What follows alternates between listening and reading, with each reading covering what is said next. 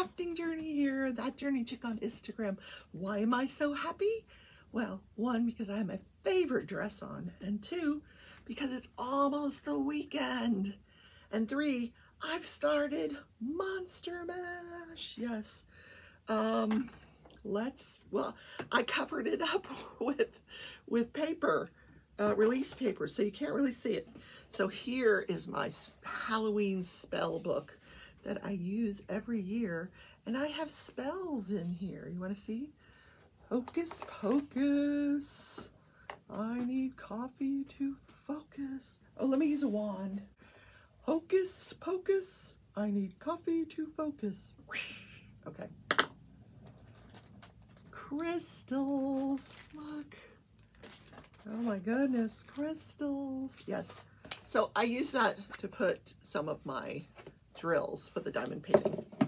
Yes, I'm being silly, but I'll put my wand in here because you never know when you're going to need it again during the Halloween season.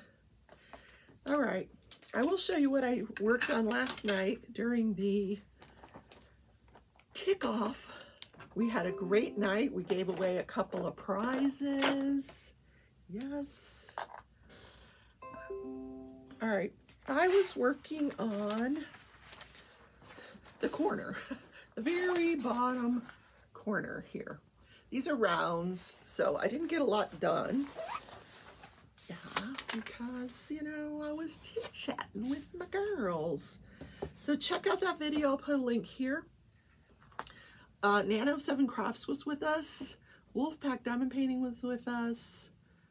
Tia's Crazy Craft Addiction was with us.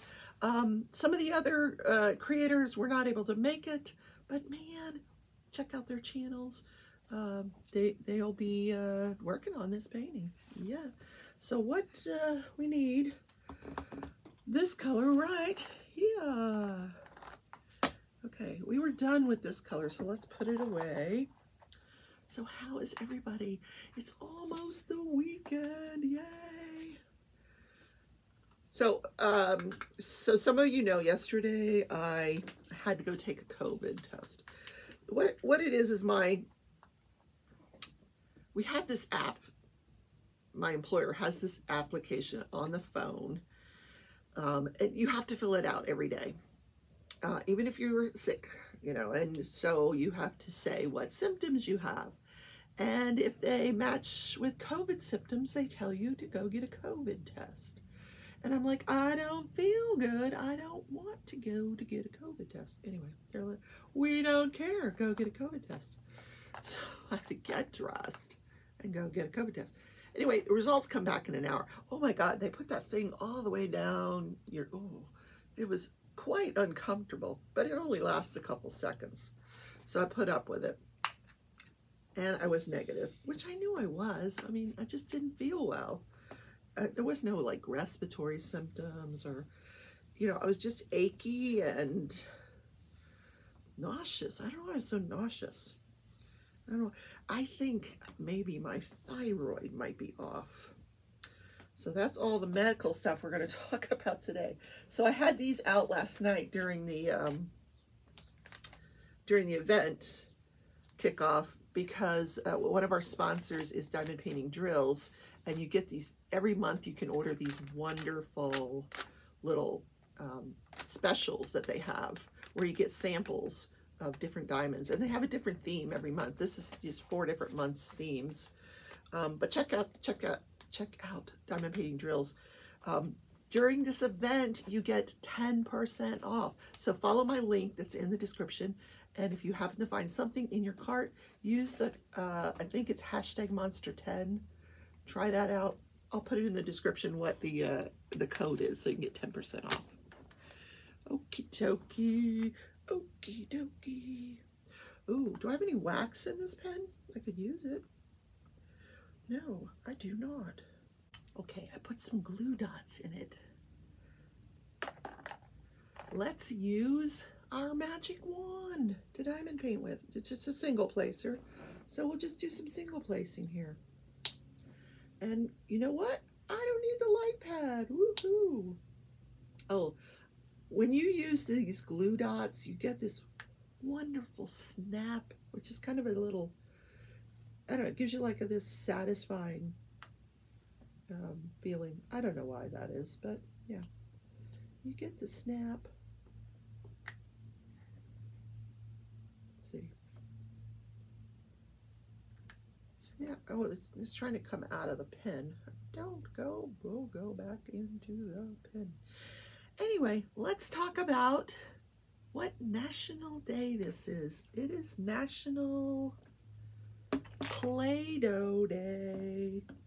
Play-Doh. I got a stray drill here. A runaway drill.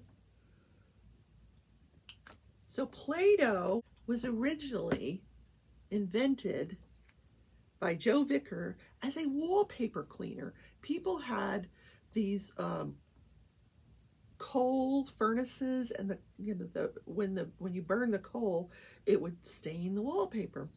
Well, first of all, who uses wallpaper anymore? Then when the coal furnaces got switched out with oil furnaces, they didn't really have this need for wallpaper cleaner anymore, because the oil wasn't staining their wallpaper. So their business kind of dwindled. But Joe was really smart, and he took it to like a daycare center and had the kids playing with it.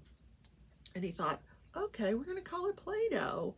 And he and his uncle, they started this company, and they marketed it and did pretty well. They filed for a patent in 1958, and it didn't come through until 1965, but by then General Mills had bought the company. But and the company that they founded was called Rainbow Crafts Company. And at first they only offered one color, which was white, but pretty soon they added red, blue, and yellow. No green, Tia, no green. Can you believe it? What?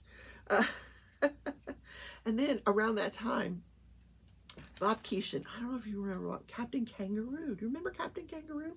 Well, Joe approached him and said, hey, would you test out this product on your show? And Bob's like, yeah, sure, I'll do that. Tootsie, what you doing? Tootsie, hi girl, you want to go outside? So Captain Kangaroo played with Play-Doh on his show, and it took off, yeah. So the big question is Play-Doh edible? No, it is not.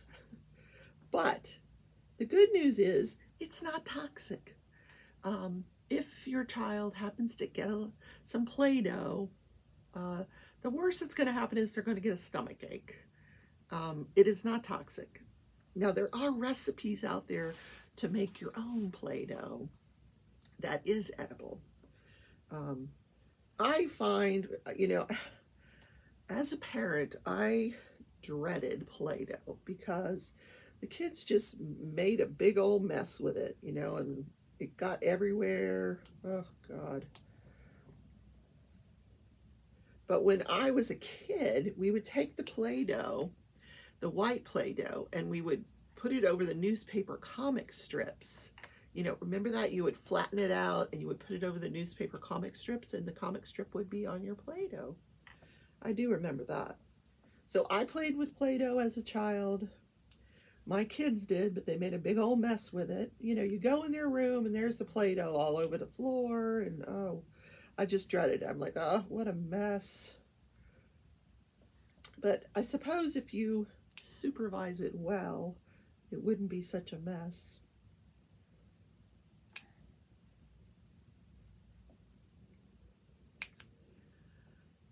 Let's talk about Judge, Jury, and Journey. It's going to be a short show today because the jury is still deliberating in the Durst case, which I'm not surprised. The case took months to try. So if the jury is going through the evidence, as they should, it's going to take a while. So in the Elizabeth Holmes case, the testimony continued of the whistleblower, the former employee. She said that she raised her concerns to every level of you know, management in this place, her immediate supervisor, everybody on up to Balwani, who was second in command, who's also going to be on trial for this later on this year or in January. And she was rebuffed at every turn. Balwani accused her of not being qualified to make the kind of statements that she was making. Her concerns were that, you know, these tests were not accurate and could not be run on this machine. She ended up resigning in April of 2014.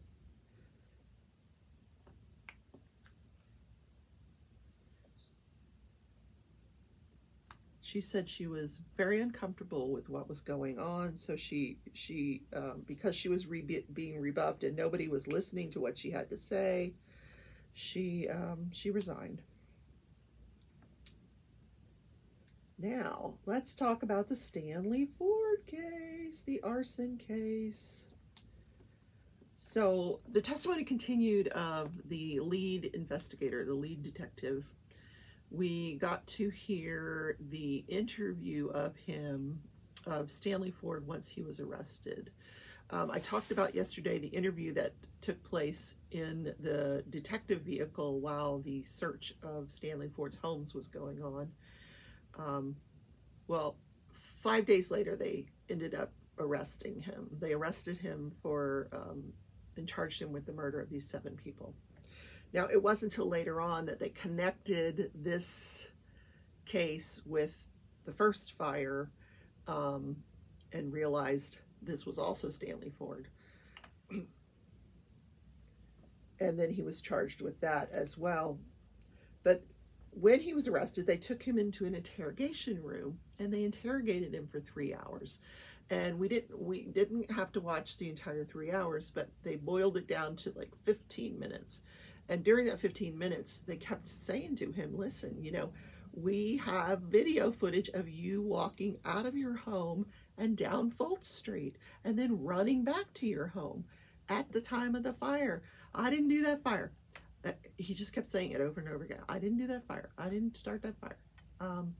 But he finally admitted that, yes, he walked down there and then ran back home. And they're like, well, why? And he wouldn't answer them. He just kept saying, I didn't do that fire. Well, did you see something? Did you see somebody else do the fire? Did you see the fire? I didn't see no fire. I just walked down and walked back. I didn't see no fire. So he is innocent, guys. He didn't see a fire. Even though when he got back home, his wife immediately, she saw the fire. She calls 911 to report the fire. Yeah. So that was that interview. Very, very telling there. You know that saying, we think he does protest too much? Yes. I think he does protest too much. You know, earlier on, I wasn't convinced that there was anything linking this guy with these fires, but now I would have to agree that there's a strong probability that he started the fires. Now, is it beyond a reasonable doubt? I'm going to have to say, in my mind, yes, because of the proximity in time to when he walks down the street and then runs back and there's a fire. You know, 1 and 1 equals 2. So I don't know. You know, put yourself in the place of a juror. You've got to decide. Now, this is a death penalty case. If he's convicted, this guy could be sentenced to the death penalty.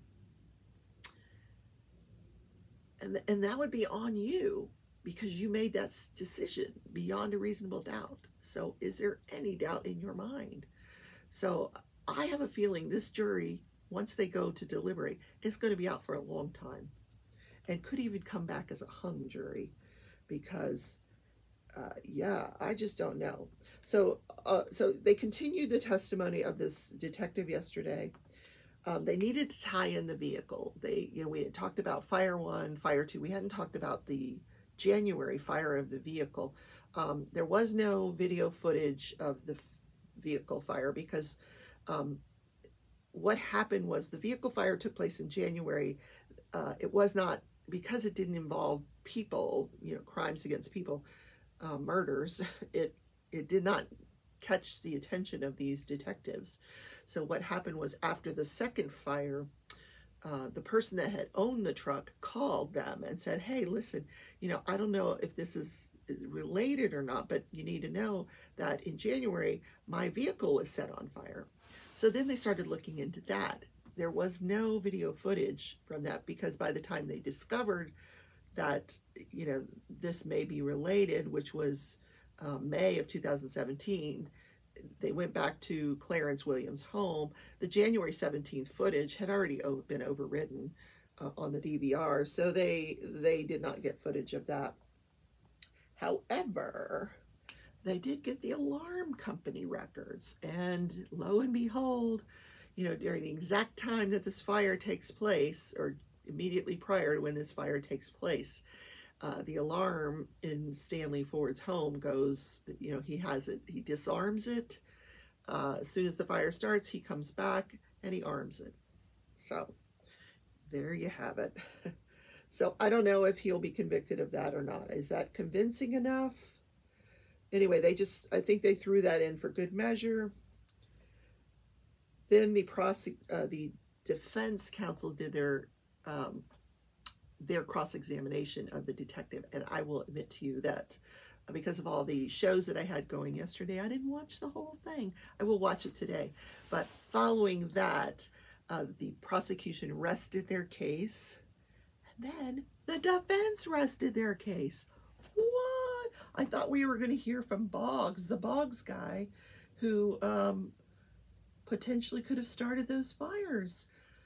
We didn't hear from him. No. The defense put on no case. None.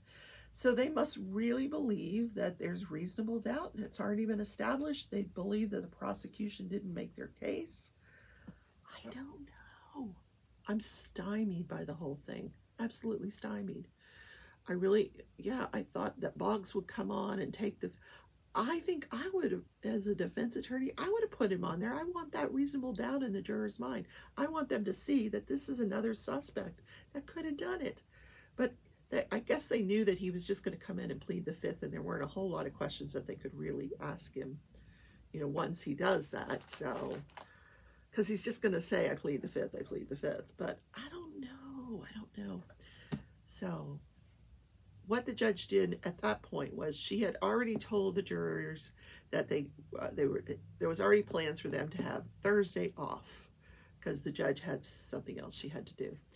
So what she did was, she said, I'm going to go ahead and give you Friday off too, so you have 4-day weekend, so there's no trial Thursday or Friday. I'm going to bring you back Monday morning for closing arguments, and then you can deliberate. And then she announced that they would be sequestered. Now, the jurors probably already knew this. I had no idea. Yes, but during their deliberations, they are going to be sequestered. She gave them the information that they needed to bring an overnight bag, that they couldn't bring, they're not going to have their cell phones. They're not going to have televisions in their room. There'll be a common room where they can watch television that's monitored by a deputy. All their food would be provided, all this stuff that goes into sequestration.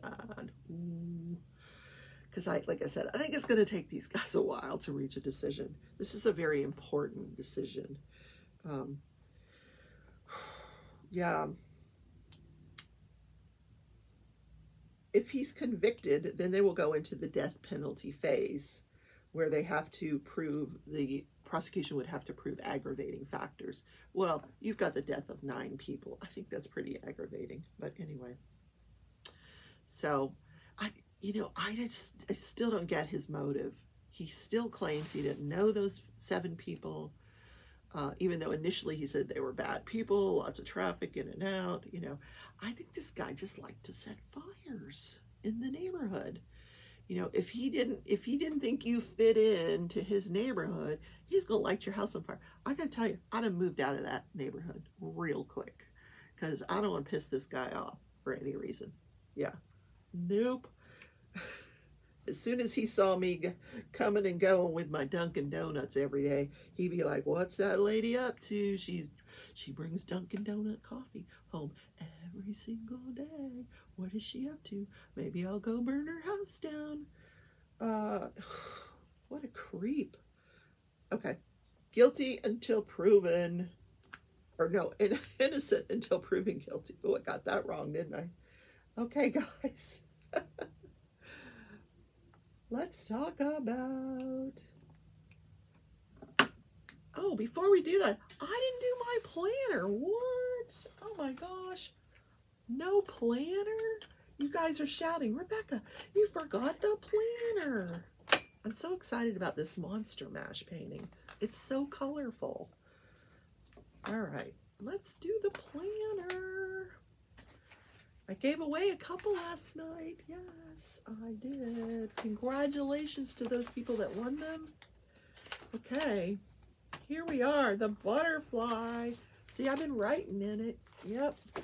So today was Play-Doh Day. Play-Doh Day. And we're going to talk about, what are we talking about for, for this day in history? This day in history, history, this day in history. Oh yeah.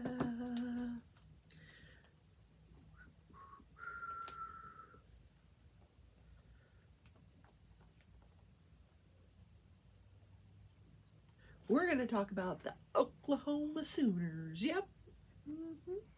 This day in history. Yep. Okay, it is Thursday. All right, so Wednesday, I did a PTO day. Not feeling well. And I'm going to put in here that my COVID test negative.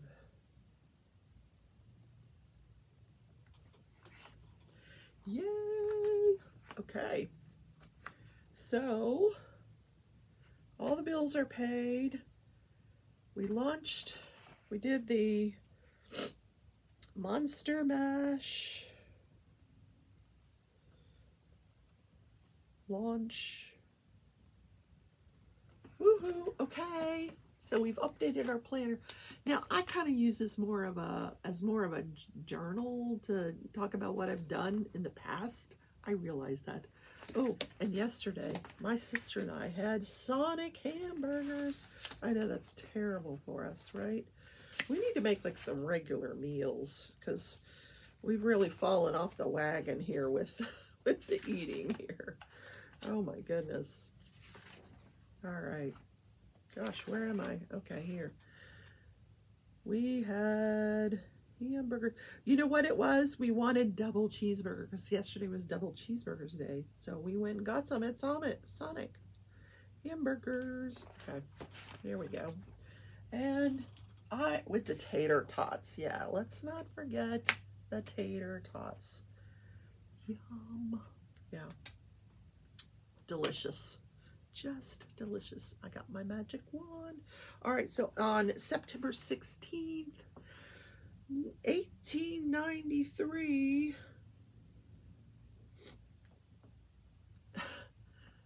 there was a land rush in Oklahoma. So what had happened was initially most people believed that this land that was between, scrunched between Texas and Kansas was really not very good land. It wasn't land that was going to be very fertile for them. So what they did was, because the Indians had established other places that were very nice, they relocated all of these Indians to Oklahoma.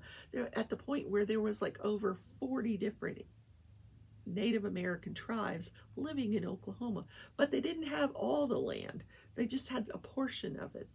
So as industry changed, farming became better, they had better equipment, they decided this land was very valuable. And so they kept telling the government, you know, we need this land, we want this land. So the president finally, and the president at that time was Harrison, Benjamin Harrison. He said, okay, you can have that land. So what they were going to do is at a certain time, they were going to fire guns into the air. That's where the boomers came from.